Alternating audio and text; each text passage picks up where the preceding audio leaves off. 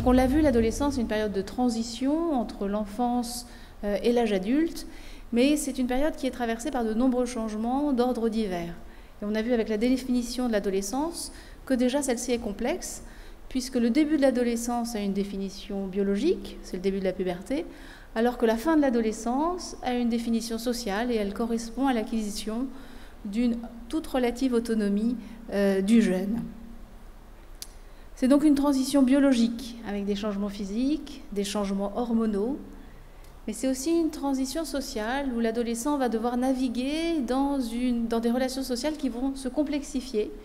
Et puis l'influence des pairs, des camarades, va être beaucoup plus importante à l'adolescence qu'elle ne l'était pour l'enfant ou qu'elle ne le sera pour l'adulte. Et puis enfin, c'est une période de transition cognitive, de maturation cérébrale. Et comme on va le voir, cette maturation cérébrale est toute particulière et elle va conférer à l'adolescent une vulnérabilité aux prises de risques, aux conduites à risque et à la consommation de toxiques. En début d'adolescence, le premier changement cognitif qui apparaît, c'est une augmentation de la sensibilité à la récompense immédiate. Alors qu'est-ce que ça veut dire ? En fait, l'adolescent va être beaucoup plus sensible au plaisir immédiat qu'il va ressentir, par exemple, en fumant du cannabis, plutôt qu'être sensible aux conséquences à long terme, on l'a vu, sur sa scolarité ou sur sa santé. Dans l'adolescence aussi, la recherche de sensations va fortement augmenter. Elle va augmenter tout au long de l'adolescence et puis s'atténuera en fin d'adolescence et au début de l'âge adulte. Et puis enfin, je vous ai dit, l'influence des pairs est extrêmement importante et on le voit tant dans la vie réelle que dans des expériences en laboratoire où on montre très clairement que l'adolescent prend beaucoup plus de risques s'il est entouré d'autres adolescents que s'il est seul. Et on ne retrouve pas cette influence des pairs ni chez l'enfant ni chez l'adulte. Et c'est plus tard dans l'adolescence que d'autres facteurs cognitifs vont venir tempérer ces facteurs qui favorisent les conduites à risque et la prise de toxiques. Progressivement, l'adolescent va pouvoir contrôler son impulsivité, il va pouvoir mieux anticiper les conséquences de ses actions, et en fin d'adolescence, il y aura une plus grande résistance à l'influence des pairs. Alors pourquoi ce décalage entre les facteurs qui favorisent les conduites à risque et puis les facteurs protecteurs? En fait, c'est lié à la maturation cérébrale qui va être différente selon les régions du cerveau.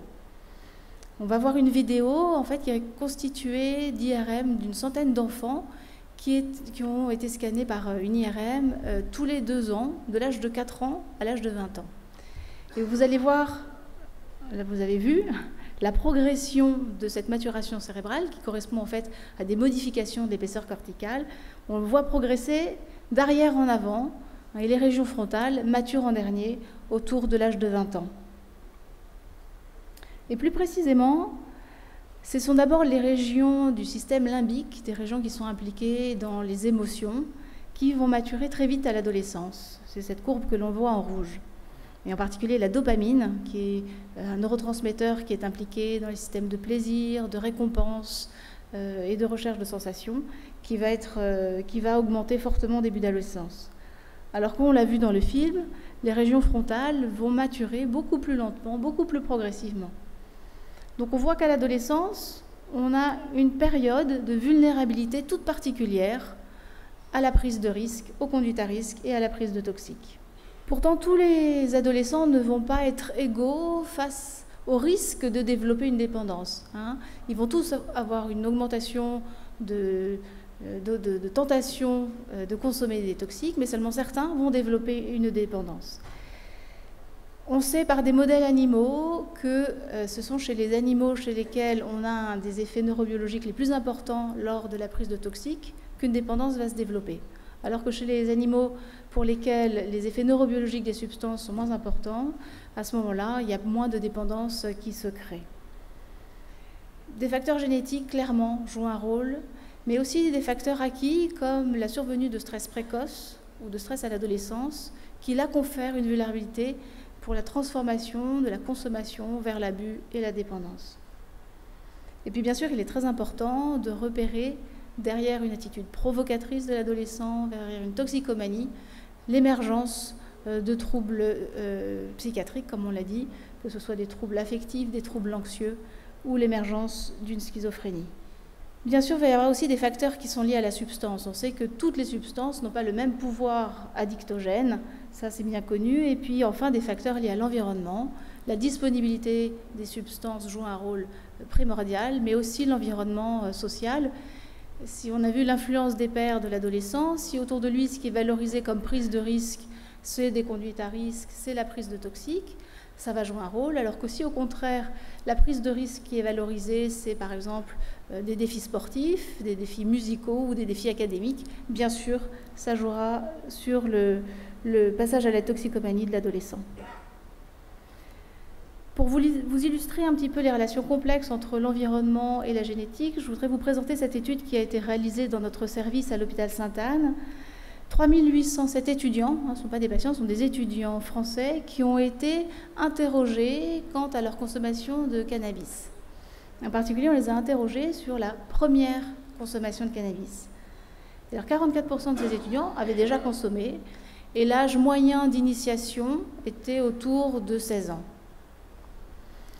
Et un étudiant sur 5 qui avait expérimenté une première fois le cannabis avait ressenti des symptômes psychotiques, soit des hallucinations, soit des idées de référence. Les idées de référence, c'est quand on a l'impression que les gens nous regardent bizarrement, se moquent de nous. Et ce qu'on a pu montrer, c'est qu'il y avait un lien entre le gène des récepteurs aux cannabinoïdes et la survenue de ces symptômes psychotiques lors de la première prise de cannabis.